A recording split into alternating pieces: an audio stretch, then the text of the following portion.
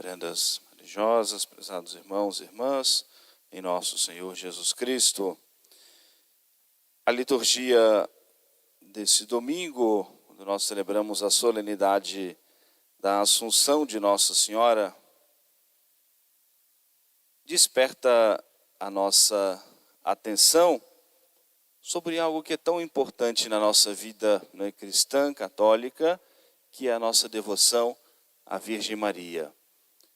E a nossa devoção à Nossa Senhora como um meio muito eficaz para nós vencermos o inimigo maior da nossa alma, que é o demônio, inimigo maior da nossa salvação, um meio muito eficaz para nós nos aproximarmos cada vez mais de nosso Senhor, para nós fortalecermos a nossa fé, uma garantia e uma segurança para salvarmos as nossas almas.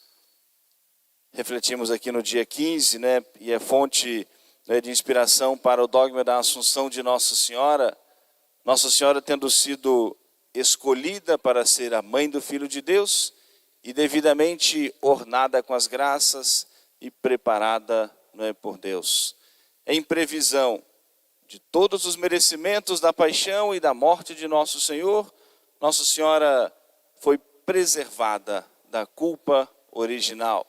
Não só não cometeu pecado, não tinha nenhuma inclinação ao mal e em momento algum foi tocada nem pelo pecado original, com o qual todos nós nascemos. E não tendo nenhum pecado, sendo imaculada, não merecia as consequências do pecado. E a corrupção do sepulcro, é uma delas. E Nossa Senhora, como disse o Papa na proclamação do dogma, tendo completado o curso dos seus dias aqui na terra, foi elevada ao céu de corpo e alma. E gloriosa no céu, rezando, intercedendo por cada um de nós, para que um dia nós também alcancemos o céu. E a antífona do ofertório faz referência exatamente a essa vitória, de Nossa Senhora que esmaga, a cabeça da serpente. Nossa Senhora, a liturgia faz referência a isso: porém inimizades entre ti, serpente e a mulher, e ela te esmagará a cabeça. Nossa Senhora que é essa grande vitoriosa, que por graça de Deus, por força de Deus, por escolha de Deus, Nossa Senhora, que esmaga a cabeça da serpente. E a festa da Assunção eleva o nosso pensamento ao mais alto dos céus. A oração da colecta da Santa Missa faz referência a isso, diz que nós devemos ter como preocupação principal é a preocupação com as coisas do alto.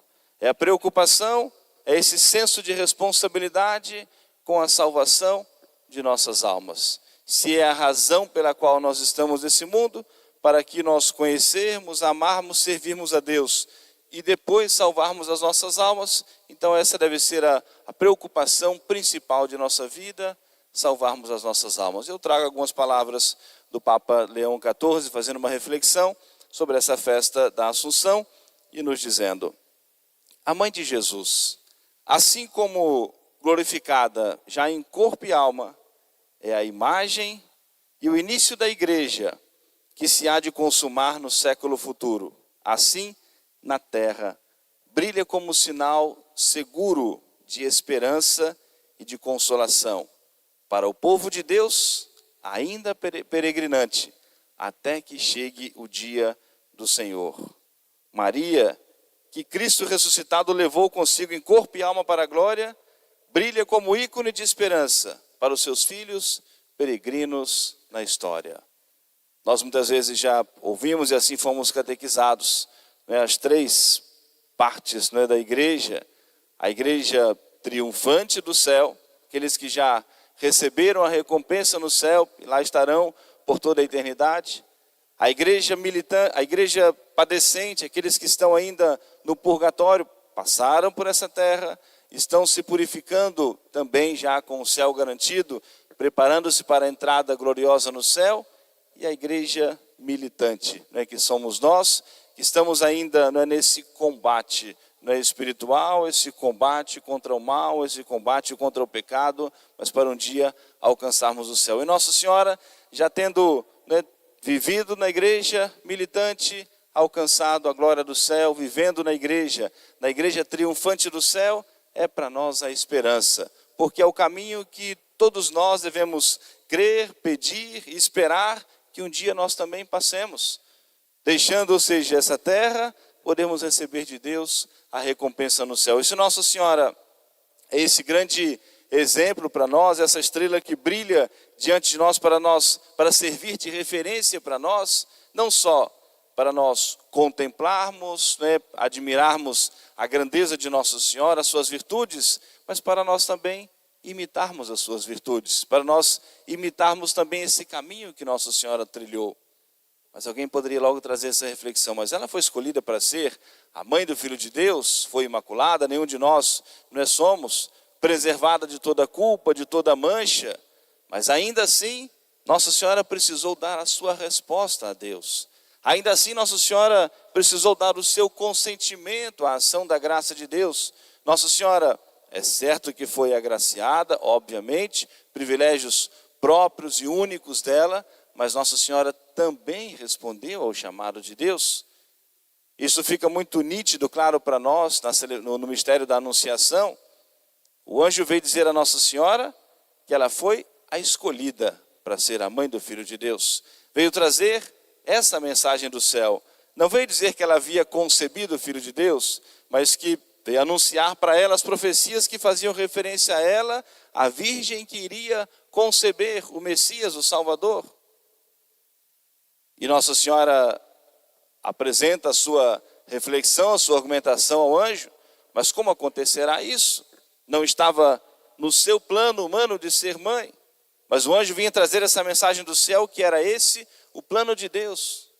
E Nossa Senhora responde à graça que recebe, responde a esse chamado de Deus, a essa vocação nesse momento. Eis aqui a serva do Senhor, faça-se em mim segundo a tua palavra, a tua vontade.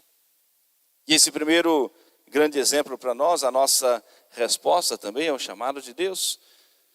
Quantas vezes, às vezes ao ouvirmos um sermão, ao recebermos o conselho, lermos alguma coisa na Escritura, ouvirmos a história, um relato da vida dos santos, vem a nós esse pensamento que é também uma graça de Deus.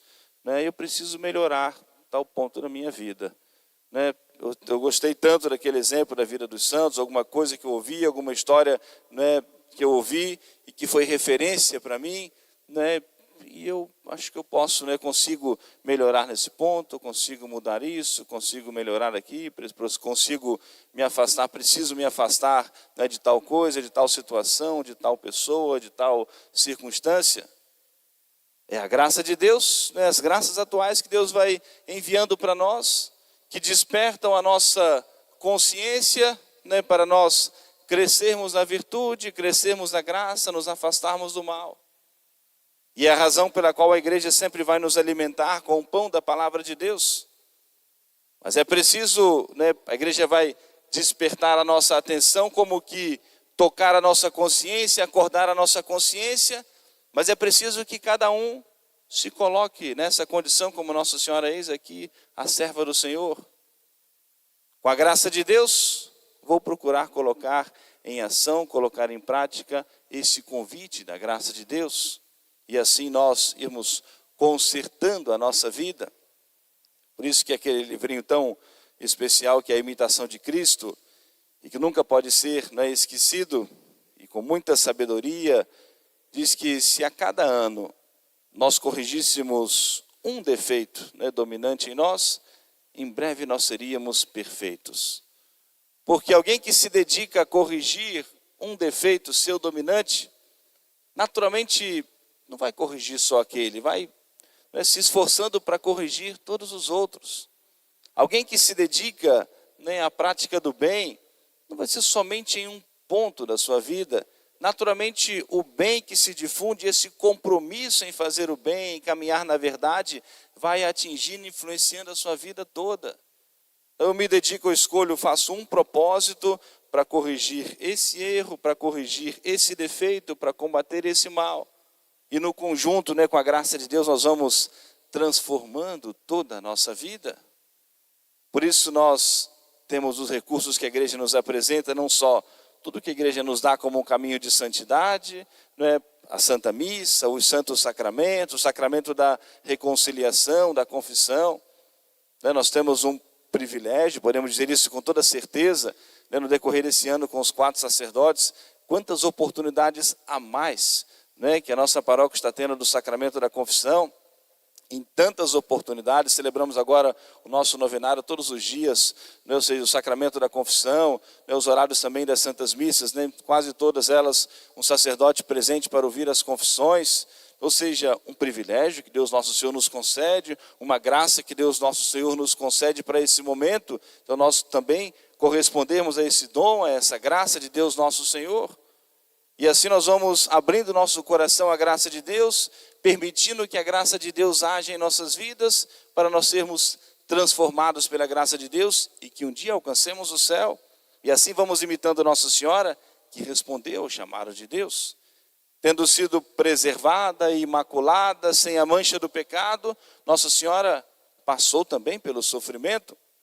Não padeceu as tentações, mas passou pelo sofrimento. Acompanhou tão de perto, né, o sofrimento de nosso Senhor.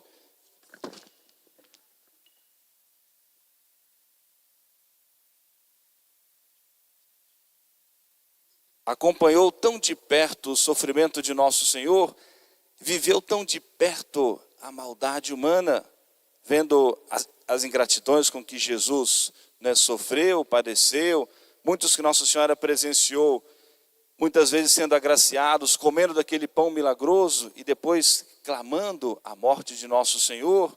Nossa Senhora viu tão de perto a falsidade da humanidade, quando Jesus, que conhecia os corações, acusava com muita verdade, com muita certeza, a hipocrisia dos fariseus, a falsidade dos fariseus, e Nossa Senhora partilhava de tudo isso, padecia, sofria também com tudo isso, e rezava também pela conversão deles.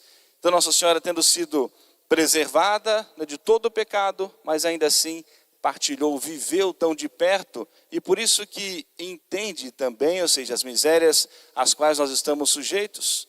Viveu de perto, ou seja, em tudo, semelhante a nós, menos, né, no pecado, como a liturgia, a Escritura faz referência, né, ao próprio Jesus, assumiu a nossa natureza, mas sem, né, propriamente cometer o pecado, menos no pecado, e Nossa Senhora viveu isso também tão de perto. Por isso, Nossa Senhora, nossa intercessora, nossa medianeira, assunta ao céu, de corpo e alma, para interceder, né, por todos nós, entendendo, compreendendo também a nossa luta diária. Portanto, prezados irmãos e irmãs, vamos nós, ao celebrarmos esse grande mistério, né, da Assunção de Nossa Senhora, suplicarmos a Nossa Senhora a graça da nossa perseverança na fé, a nossa perseverança na nossa vida, né, da igreja, a graça da nossa perseverança final, para um dia salvarmos as nossas almas. O Papa fez uma reflexão bonita agora esses dias, muito simples, dizendo que não basta que